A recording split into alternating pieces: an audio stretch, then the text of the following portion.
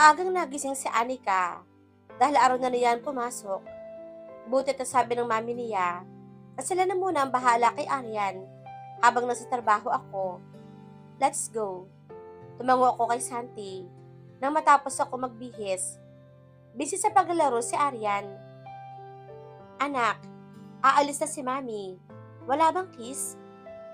Kaagad itong lumingon sa akin at tumakbo palapit. Ingat mami, sabi nito. Saka humalik sa aking pisngi. Saka bumalik sa paglalaro. Una na kami mami. Tumango naman si mami. Kaya nauna ako naglakad kay Santi. Nang makarating kami sa building ni Santi, nakasunod lamang ako dito hanggang makapasok kami sa office ito. Here, kailangan ko ito mamaya. If di mo matapos, ipapadala ko dito si Kimberly. Kaya ko na to. Kukunti lang naman eh. Alright, sabi mo eh. Saka ito umupo. Kung saan talaga dapat nakaupo ito. Kaya naman, lumabas ako para i-Xerox lahat ng kailangang i-Xerox. Simula nang bumalik kami dito sa Maynila, para ako naninibago sa lahat. Lumipas ang oras, hanggang sa kalahati na ang nagagawa ko. Sakto naman break time na. Balak ko sanang puntahan si Santi. May meeting pala siya ng 12. Saktong lunch na. Kaya mag-isa akong lumabas at tumayo sa malapit na coffee shop. Habang naglalakad ako, pinagmamasdan ko ang paligid kung may nagbago ba or wala. May ilan na rin nagbago at ang ilan naman ay ganun pa rin. Sa di inaasahang pangyayari, may nabangga ako. Ouch! Bakit di ka tumitigil sa dinadaanan mo? Katigilan ako na marinig ang boses ito. Nang umangat ang mukha nito, umarko ang kilay ko. Oh, the ex-girlfriend. What a coincidence. Matara na sambit ko. At takito ko naman, di ito nagpatalo. Ikaw nga pala yung babae ni Santi. Don't worry. Sa'yo na si Santi. May bago na naman ako. Mas mayaman. Sabi nito sa akin. So, pero lang ang habol nito kay Santi. Santi didn't deserve you in the first place. Kung ano kinapal ang make-up mo, ganoon din kakapal ang pagmumukha mo. Sabi ko dito. Saka ito binangga at nauna maglakad. Pero nahawakan nito ang buhok ko. At masakit iyon. Nahawakan ko ang kamay nito. At siyang hinigit din ang buhok. Natumba naman ito. Gusto mo ng gulo ha? Sabi ko dito. Inayos ko muna ang buhok ko. Ako mga hablutin ko muli ang buhok nito. Nang may kamay na humawak sa akin. At pinaharap ako sa kanya. Halos malaki ang mata ko na makilala iyon. Pero kaagad kong inalis ang gulat ko at tinagal ang emosyon sa aking mukha. Don't touch me, mister. Malamig na sabi ko dito. Nakatingin lang ito sa akin. Sa kadahan-dahan, inalis ang kamay sa akin. Adam, boses iyon ni Sammy, na ex ni Santi. Samantha, let's go. Boses iyon ni Adam, habang nakatingin sa akin. Nauna na ako umalis sa kanila. Kaya sa pagpiestahan kami ng mga tao. So, Sammy at Samantha ay iisa lang. Magaling din ang babaeng iyon malinlang. Pero di siya tatalab sa akin. Na makalayo ako, palihim ko silang sinulyapan. So yun pala ang bago ni Adam. Napangisi naman ako. Isa ding malanding babae. Nakapasok na ako sa coffee shop at umorder na lamang ng pagkain. Nakaupo na ako. Saka kinuha ang cellphone ko at tinawagan si Mami. Si Aryan, Mami. Can I talk to her? Wait, tatawagin ko lang. Narinig ko naman. Tinawag nito si Aryan. Hello, Mami. Hello, baby. What are you doing? Playing with Tita, Mami. By the way, pasalubungan mo ako ng favorite ko, Mami. Malambing itong sabi sa akin. Sure, baby. Pag-uwi namin dyan ni Tito Santi. Sige na, play ka na. Bigay mo na kay Mami. I love you. Love you too, Mom. Napangiti pa ako na mag-kiss ito sa cellphone. Baka may ginagawa ka, anak. Nope, Mom. I'm just having lunch break. O siya, sige, ingat ka. Sabi pa nito. Saka pinati ang linya. Sakto namang dumating ang aking order. Lumipas ang oras. Bumalik din ako sa building para tapusin ang mga ginagawa ko. Did you have lunch? Tanong sa akin ni Santi na makabalik ako sa aking table. Yeah, just a coffee shop. Ikaw, kumain ka na ba? Yes, nag-order na lang ako. Tumango naman ako dito. By the way, you have a meeting at 2 p.m. Get it? Tanging sagot nito. Hindi maintindihan ni Adam ang sarili. Dahil kahit anong saway sa kanya, ng kanyang kuya at daddy, ay hindi siya nakikinig. Nandito ako sa labas ngayon ng building kung saan nagtatrabaho si Anika. Nasa loob lang ako ng kotse at hinihintay itong lumabas. Pasado 7 p.m. na. Nakatingin lamang ako sa exit kung saan ito lalabas. Sakto namang lumabas ito kasama ang isang lalaki. Yung lalaking nakita kong kasama niya sa mall at mukhang asawa na niya ito. So ayun pala ang ipinalit niya sa akin. We're not divorced. Sambit ko. Saka hinampas sa manibela. Nakasakay na sila sa kotse saka umalis. Tanging tingin na lang ang ginawa ko. Natigilan naman ako nang may sumunod na itim na van dito. Kaagad ko pinaandar ang kotse ko. Saka sumunod din dito. Nakasunod lamang ako. Napapreno ako nang biglang harangin ng van ang kotse sinasakyan ni na Anika. Hindi bumaba ng kotse si na Anika. Nakita ko namang mga lalaki ang lumabas mula sa van at nalapitan ng kotse ni na Anika. Pinaandar ko ang kotse. Inilawan sila at malakas sa bumusina. Kaya nabalang sa akin ang atensyon ng mga lalaki na makalapit ako. Bumaba ako ng kotse. Is there any problem here? Seryosong sabi ko. Huwag kang makialam dito. Ano sa man ng isang lalaki. Kaso nainis ako. Inambahan ko ng sipa ang mukha nito. Dahilan para mapaatras ito. Nakaramdam naman ng kaba si Anika na may humarang sa kanila ni Santi. At pilit kaming pinabababa ng kotse. Pero natigilan ako na makita si Adam mula sa labas. At inambahan ng sipa ang isang lalaki. Doon na lumabas si Santi. Napahawak ako sa aking bibig na masuntok si Adam. 2, laban sa 5. Agad kong kinuha ang cellphone ko at tumawag ng pulis. Sige, masasabugin ko ang mga bungo ninyo. Yung babaeng yan ang kailangan namin, hindi kayo. Sigaw ng isa sa kanila. Ako, bakit ako? Then, kunin ninyo sa amin. Boses sa iyo ni Adam.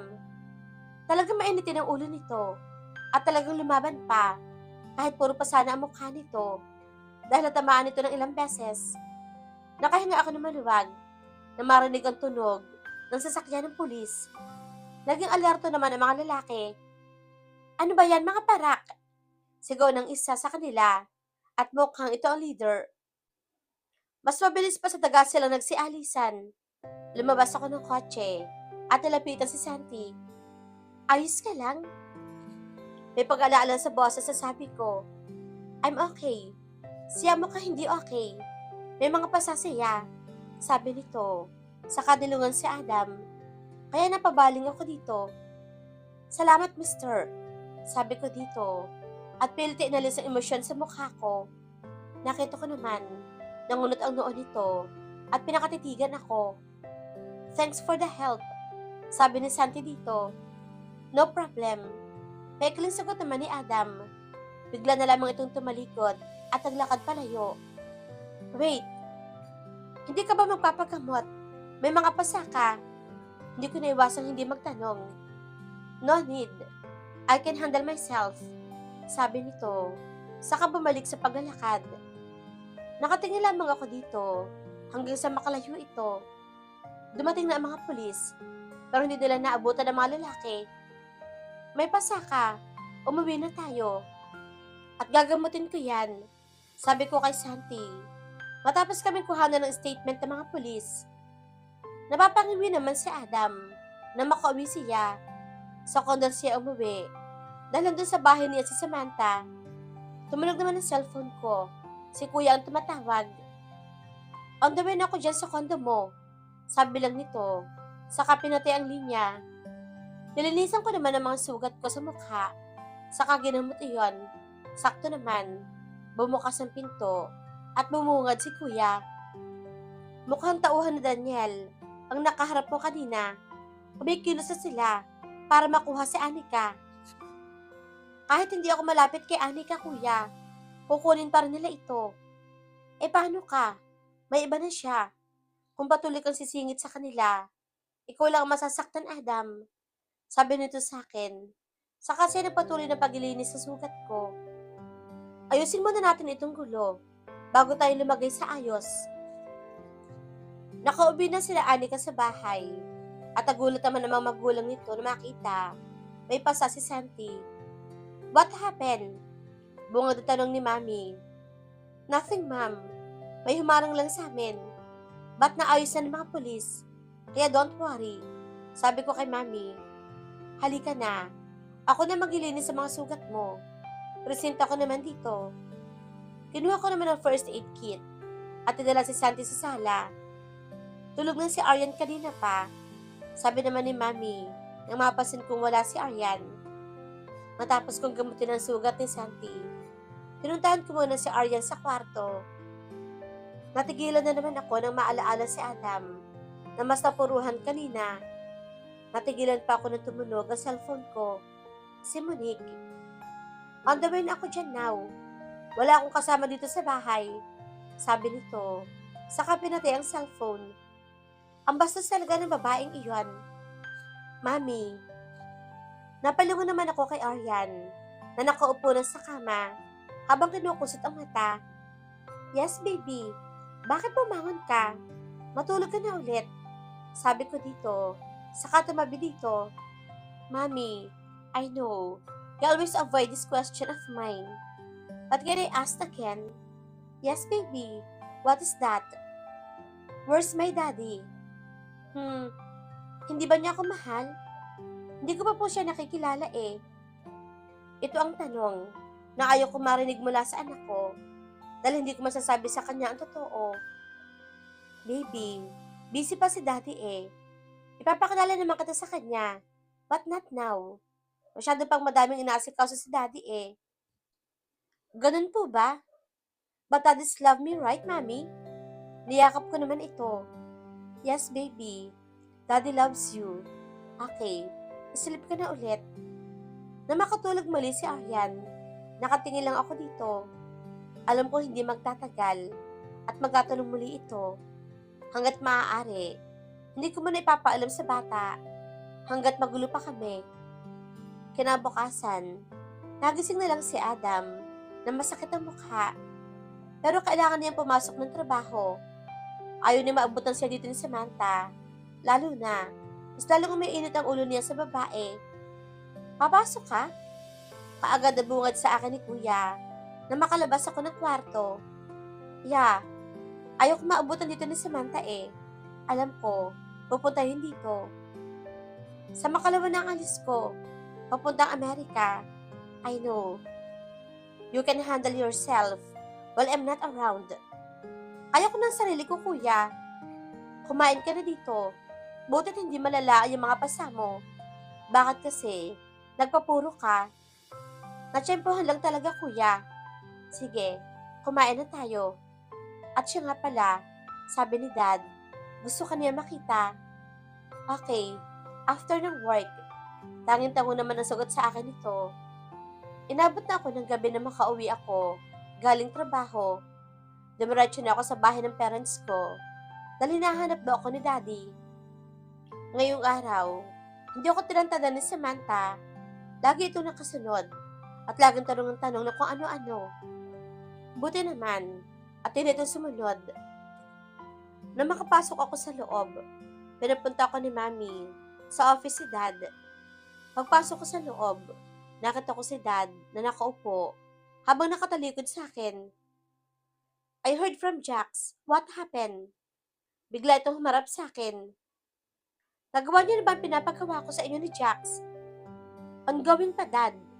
Pinagkaplanuhan pa namin ni Kuya. Yung tungkol sa pagpapabagsak ng isang negosyo ni Daniel na nasa Quezon City. Sa makalawa na ang alis ng kuya mo. Alam mo na ba? Kakasabi lang ni Kuya, Dad. Gumagalaw na sila. Ginamot mo na ba yung sugat mo? Yes, Dad.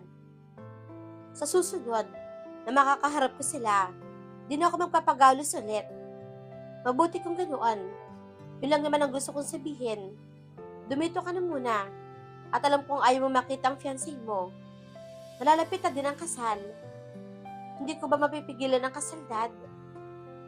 Gagawa natin ang paraan iyan, anak. Alam naman namin, mahal mo pa ang asawa mo. Ayaw kong makasal, Dad. I know. Gagawa natin ang paraan iyan, okay? Tanging-tango lang ang sinagot ko dito. Pumasok pa rin si Anika sa trabaho.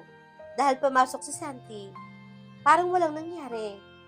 Kung sino man ang gustong kumuha sa akin, pwes, di sila magtatagumpay. Wala akong atraso. Pero bakit? Kailangan nila ako. Earth with Anika. Lunch na, kanina pa. Nakatulala ka dyan. Napaligo naman ako kay Santi, na nasa harapan ko na pala. May naiisip lang ako.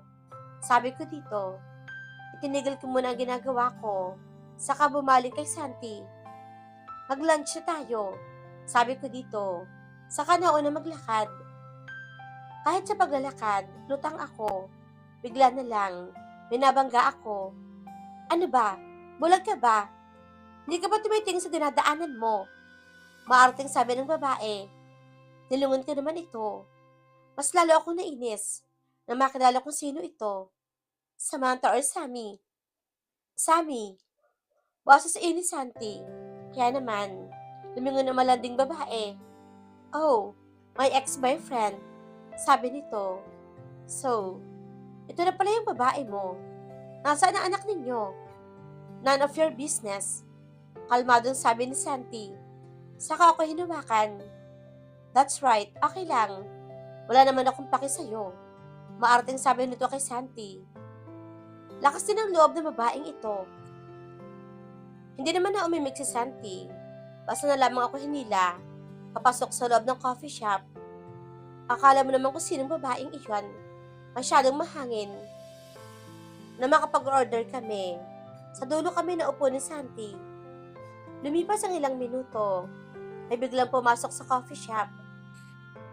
Sa di inaasahan, napatingin ako doon. At halos malaki ang mga mata ko na makita si Adam na may pasa ang mukha. Talaga bang dito ang favorite spot niya? Tanong ko sa isip ko. Bigla naman pumasok sa isipan ko. Baka sinusundan ako nito. Pero masyado namang assuming kung ganoon. Baka nagkataon lang. Are you okay? Para ka nakakita ng multo. Na makita ko, lumingon sa gawin namin sa Adam. Agad akong bumaling kay Santi. Kumain na tayo. Tanging nasabi ko dito. At saka nagsimulang kumain. Ramdam ko, may nakatingin sa akin. Kaya bahagya ako lumingon. Pero sa di inaasahan, lumingon ako. Nagtama ang paningin namin ni Adam. Pero kaagad ako umiwas. Hanggang sa matapos kaming kumain, nauna na kaming umalis si Santi at ramdam ko ang paningin ni Adam sa akin. Pero hindi ko iyon pinansin. Ramdam ko rin ang tingin ng malanding babae na iyon sa amin. Habang si Santi naman ay kalmado lang habang naglalakad. Pagkalabas namin ng coffee shop, napadaan naman kami ni Santi sa isang store at mukhang bago iyon. May gusto ka ba? Agad ang tanong ni Santi sa akin. May napansin kasi ako sa loob na pwedeng pasalubong ko kay Aryan. Pwede ba tayong pumasok? Sure. May 30 minutes break pa naman. Sabi nito, kaya naman, tanging-tango lang ako at nauna nang pumasok sa loob. May napansin ako isang Barbie doll na kasing laki ni Aryan at mukhang magugustuhan niya iyon. Ako manghahawakan ko na nang may humawak rin dito. Oops! Ako ang nauna. Maarting sabi ni Sammy, ang malanding babae. Ako ang nauna. Kaya sa akin to. Sabi ko, hinila dito ang manika. Sorry, ba't ako ang nauna? Sabi nito, saka hinila sa akin. Babe, di ba ito ang gusto ni Casey? Sabi nito kay Adam. Kaya napalungon ako dito. Nakatingin lang ito sa amin. I'm sure Casey would like this, sabi ni Sammy, habang hawak ang manika na gusto din ng anak ko.